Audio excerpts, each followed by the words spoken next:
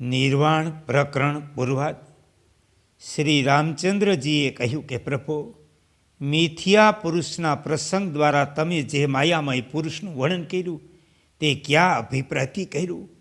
તેના દ્વારા કરવામાં આવેલા આકાશ રક્ષણનો પણ શું અભિપ્રાય એ મને સમજાવો. શ્રી વશિષ્ઠજી બોલ્યા, રામ, હમણાં મેં તમને જે મિથ્યા પુરુષની વાત કહી તેની સ્પષ્ટતા કરું. રઘુનંદન, મેં માયા યંત્રમય જે મિથ્યા પુરુષનો તેમાં ઉલ્લેખ કર્યો તેને તમે અહંકાર સમજો.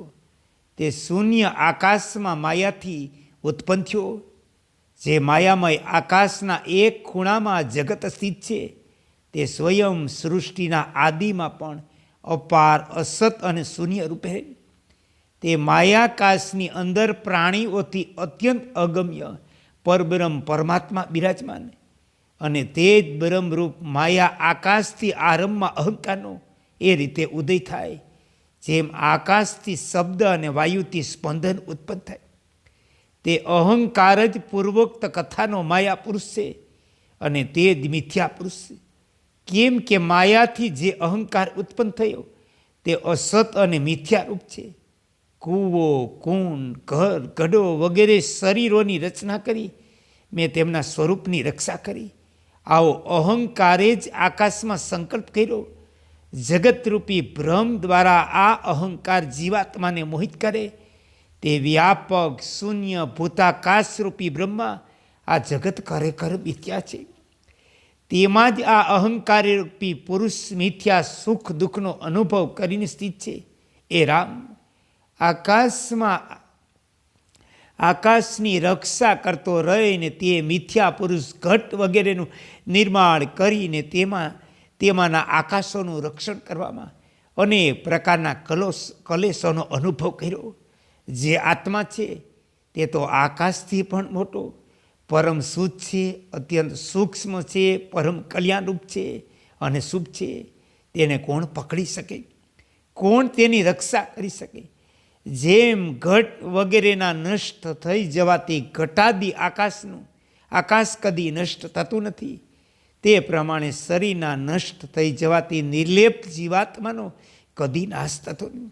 એ રામ, આત્મા શુદ્ધ કેવલ ચિન્મય આકાશ અણુથી પણ અત્યંત સૂક્ષ્મ અહંકાર રહિત નિત્ય સ્વ પ્રકાશ સ્વરૂપ ચેતન છે.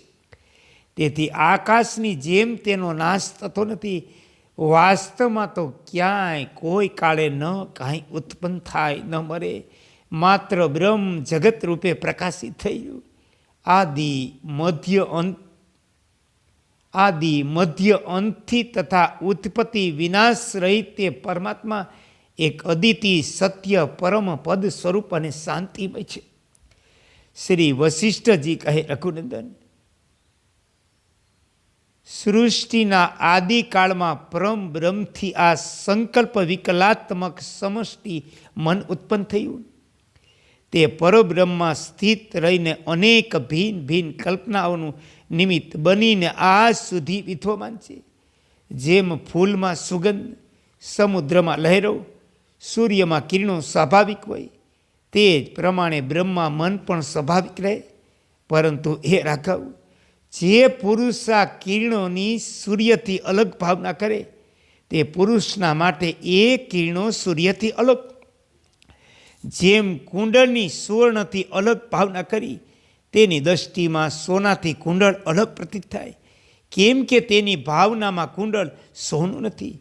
જેણે કિરણોની સૂર્ય રૂપે ભાવના કરી તેની દૃષ્ટિમાં તે કિરણો સૂર્ય રૂપે છે.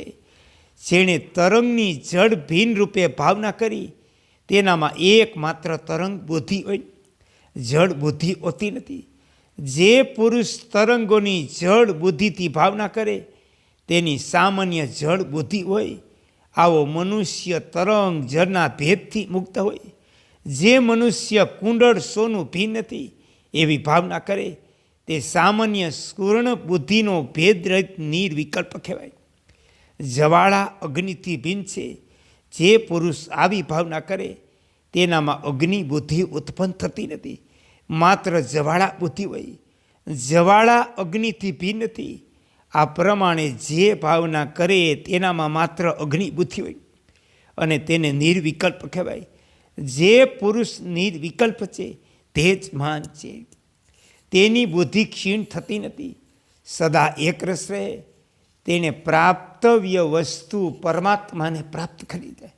તેથી તે સાંસારિક પદાર્થોમાં કદી ફસાતો નથી.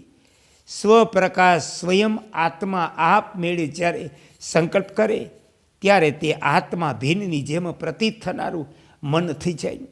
મન જ પોતાની વિશ્વાકાર આકૃતિની ભાવના કરી લે. તે વિશ્વ આકાર સંકલ્પરૂપ ચિત્ત આ જગતની જે રૂપમાં કલ્પના કરે તે ક્ષણે તે તદ્રુપ થઈ જાય. આ જે વિશાળ જગત દેખાય તે બધું મનનો સંકલ્પ છે. તે સત્ય તો એટલા માટે નથી કે તે વાસ્તવમાં સંકલ્પરૂપ હોવાના કારણે મિથ્યા છે, અને સર્વથા અસત્ય એટલા માટે નથી કહી શકાતું કે તે પ્રતીત થાય, પરંતુ સ્વપ્નની જેમ અનિર્વચનીય જ ઉત્પન્ન થયું. કેમ કે તે સ્વપ્નના સંસાર જેવું છે. જેમ સામાન્ય પ્રાણીના મનનો સંકલ્પ વિવિધ સામગ્રીની સજાવટથી સારો લાગે, એ પ્રમાણે હિરણ્ય ગર્ભનો પણ આ વ્યાપક મનનો સંકલ્પ સુંદર લાગે. જગત પરબ્રહ્મ સ્વરૂપ છે. આ પ્રકારની ભાવના કરવાથી આ જગત બ્રહ્મમાં વિલીન થઈ જાય. વાસ્તવમાં તો આ જગત કાંઈ છે નહીં, પરંતુ જો આ દસ્ય જગતને પરમાત્મ રૂપે જોવામાં આવે તો તે હજારો શાખાઓથી વિભક્ત થઈ જાય. તેથી તમે જે કાંઈ જુઓ તેને નિર્મળ ચિન્મય બ્રહ્મ સમજો. કેમ કે બ્રહ્મ જગત રૂપે પ્રાપ્ત થઈ રહ્યું, તેથી તે બ્રહ્મથી ભિન્ન કાંઈ નથી.